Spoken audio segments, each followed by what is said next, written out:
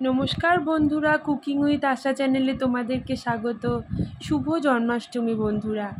আজকে আমি তোমাদেরকে জন্মাষ্টমীতে গোপুদের প্রিয় ভোগ কী রান্না করেছি সেটাই দেখাবো, আর সেগুলোর রেসিপিও সব পরপর তোমাদের সঙ্গে শেয়ার করব। গোপুসোনারা যেই ভোগগুলো খেতে খুব ভালোবাসে সেইগুলোই গোপুসোনাদের রান্না করে নিয়েছি। চলো তাহলে দেখে নেওয়া যাক। প্রথমে আমি গোপুসোনাদের সকাল সকাল স্নান করিয়ে নিচ্ছি। আমার না 3জন গোপুসোনা আছে, 3জনকেই আমি দেখো স্নান করিয়ে নিচ্ছি। ঝটপট স্নান করিয়ে নিয়ে ওদেরকে গা মুছিয়ে দিয়ে সাজুগুজু করিয়ে বসিয়ে দিয়েছি। 3জনেরই সাজুগুজু করা হয়ে গেছে, ওরা সাজুগুজু করে বসে আছে। তো এবার আমি ওদের জন্মদিনে কি কি রান্না করব চলো তাহলে দেখিয়ে নিই। প্রথমেই দেখো নারকেলগুলো আমি এভাবে ফাটিয়ে নিয়েছি নাড়ু করব বলে। তো নারকেলগুলোকে কুড়িয়ে নিচ্ছি।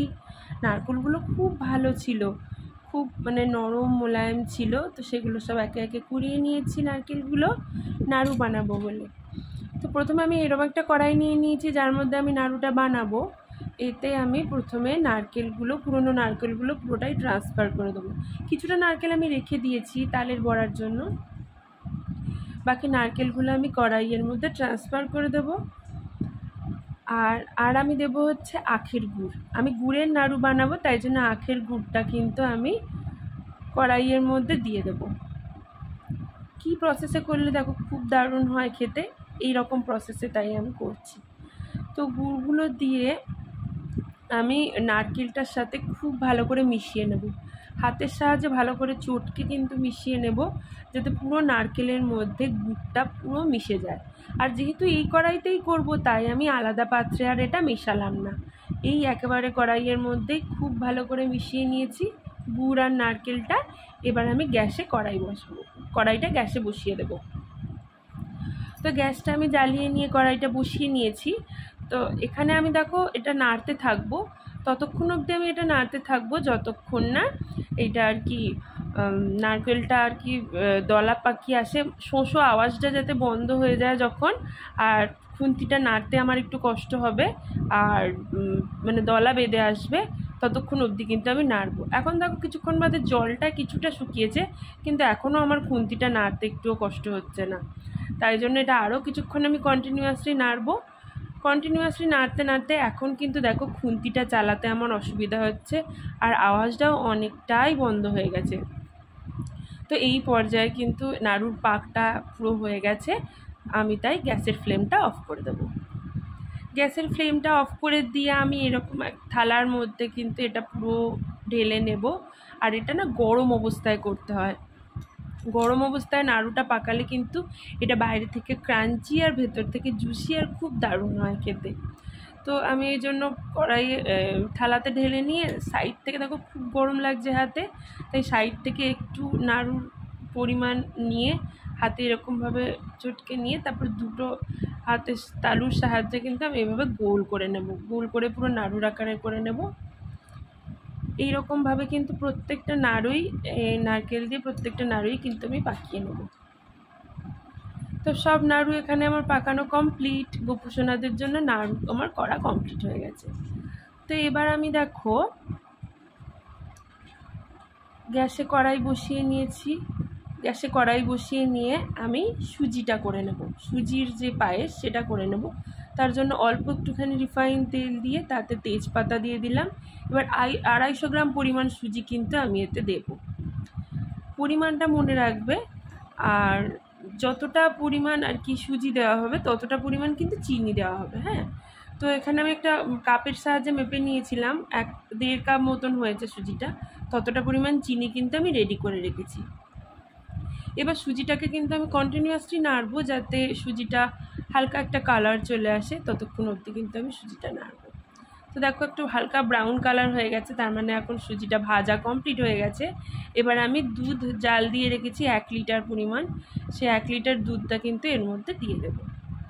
সুজির পায়েস হবে, তাই 1 লিটার দুধ আমি এতে দিয়ে দেবো। এটা থেকে বাষ্পটা বেরিয়ে পুরো ক্যামেরাটা আর কি এটা এসে গেছিলো ধোঁয়াটা।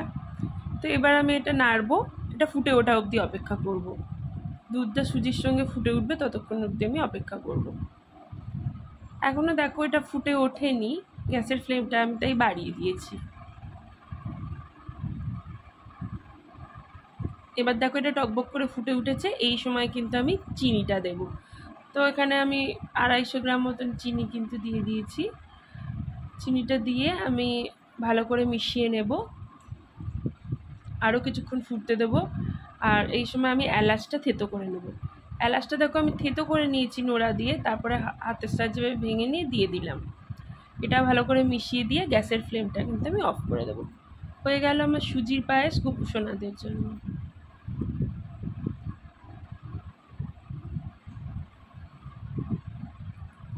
এখন আমি গ্যাসের ফ্লেমটা অফ করে দিয়েছি। এবার একটা পাত্রে ঢেলে নেব। আমি একটা পাত্রে দেখো ঢেলে নিয়েছি সুজির পায়েসটা। এবার আমি তালের বড়া বানাবো, তার জন্য তালের আটিটা খোসা ছাড়িয়ে কিন্তু জলের মধ্যে ভিজিয়ে রেখেছি। তোমরা যতক্ষণ সম্ভব কিন্তু জলের মধ্যে ভিজিয়ে রাখবে, এতে করে তালটা এক ফোঁটাও তালের বড়াটা তেতো হবে না। তো এরকম একটা ঝুড়ি নিয়ে নিয়েছি।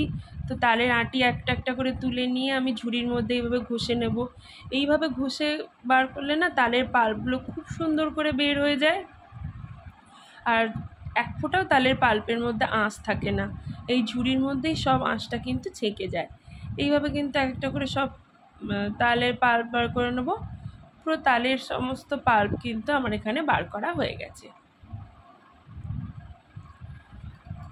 এইবার আমি কিন্তু এটার মধ্যে তালের বড়ার জন্য ফার্স্টে হাফ আঁচি মতো নারকেল মেশাবো।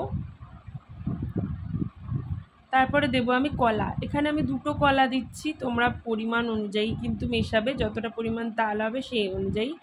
এবার দেখো যতটা আমি দিয়েছি ময়দা, যেই বাটির আন্দাজে দিয়েছি ময়দা, সেই বাটির হাফ কিন্তু দিতে হবে সুজি। আর আমি দিয়ে দেবো হচ্ছে আখের গুড়। আখের গুড় দিলে কিন্তু তালের বড়াটা খুব স্বাদ হয় খেতে। তোমরা আখের গুড়ের পরিবর্তে চিনিও ব্যবহার করতে পারো, কিন্তু সেক্ষেত্রে চিনিটা অ্যাভয়েড করাই ভালো, তাই জন্য আখের গুড় দিয়ে করছি। তো এইভাবে সব উপকরণগুলো কিন্তু আমি খুব ভালো করে মিশিয়ে নেব। এই উপকরণগুলো এরম পরিমাণে দিলে কিন্তু তালের বড়া খেতে খুব স্বাদ হয়, আর খুব দারুণ লাগে আর কি খেতে, আর ভীষণ সফট হয়। এমনকি বাসি হয়ে গেলেও কিন্তু এটা একটুকুও শক্ত হয় না, পুরো নরম তুলতুলেই থাকে। তো এটা আমার মাখা কমপ্লিট হয়ে গেছে। এবার গ্যাসে কড়াই বসিয়ে দিয়ে তেলটা কিন্তু খুব ভালো করে আমি তাতিয়ে নিয়েছি। তেলটা খুব ভালো করে তাতিয়ে না নিলে তালের বড়াটা ছাড়ার সময় কিন্তু এটা কড়াইয়ের মধ্যে আটকে যাবে, আর বড়াগুলো ঠিক মতন হবে না, তার কারণ এর মধ্যে মিষ্টি আছে। তো প্রথমে যে তালের বড়া 3-4টে দিয়েছিলাম, যেহেতু কড়াইটা খুব তেতে ছিল, তাই তালের বড়াগুলো একটু বেশি ডার্ক কালার হয়ে গেছে। তাতে কিন্তু একটুকুও তেতে হয়নি তালের বড়াগুলো। আর এমনিতেই আমি নর্মালি ব্রাউন বাদামি কালার করে ভেজে নিতে হয়, শুধুমাত্র ওগুলোই একটু বেশি ডার্ক কালার হয়ে গেছে। সবকটা ছাড়ার পর নিচটা পুরো সবকটা আগে ছেড়ে নেব পুরো তেলটার মধ্যে, তারপরে নিচ একদিকটা হয়ে গেলে তারপর এরকমভাবে ভালো করে কিন্তু উল্টে পাল্টে প্রত্যেকটা ভেজে নেব। ভেজে নিয়ে যে ছাঁকনি, সেই ছাঁকনির সাহায্যে ছাঁচার সাহায্যে কিন্তু তালের বড়াগুলো তুলে নেব। এইভাবে সব গোলাটারই কিন্তু বড়া ভেজে আমি তুলে নেব। তেলগুলো এরকমভাবে ছেঁকে তুলে নিতে হবে। তো সবকটা তালের বড়াই কিন্তু এখানে ভাজা কমপ্লিট হয়ে গেছে আমার। গোপুসোনাদের জন্য তালের বড়া ভাজা কমপ্লিট। এইবার আমি করে নেব লুচি। তো লুচিটা আগে ময়দা মেখে নিয়েছিলাম, নিয়ে বেলে ছোট ছোট আকারের লুচি কিন্তু আমি একে একে ভেজে নেব। গ্যাসের ফ্লেমটা হাই করে সবসময় লুচিটা ভাজবে, তাহলে কিন্তু সবকটা লুচি টোপকা টোপকা হয়ে ফুলবে। সব লুচিগুলো কিন্তু গোপুসোনাদের জন্য তৈরি করে নেব আমি।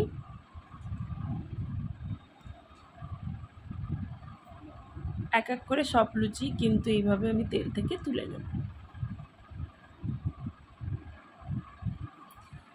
সব লুচিগুলো আমার করা কমপ্লিট হয়ে গেছে গোপুসোনাদের জন্য। এবার গোপুসোনাদের খেতে দেব। তো তোমাদের সঙ্গে দেখেছো শেয়ার করে নিলাম আমি গোপুসোনাদের প্রিয় ভোগের রান্না। অবশ্যই আমার এই ভিডিওটাকে লাইক, কমেন্ট, শেয়ার করো, আমার চ্যানেলটাকে সাবস্ক্রাইব করো, আর বেল আইকনটাও কিন্তু প্রেস করতে ভুলো না আমার নিত্য নতুন রেসিপির আপডেট পাওয়ার জন্য। ধন্যবাদ সবাইকে, দেখা হবে আবার পরের ভিডিওতে, টাটা।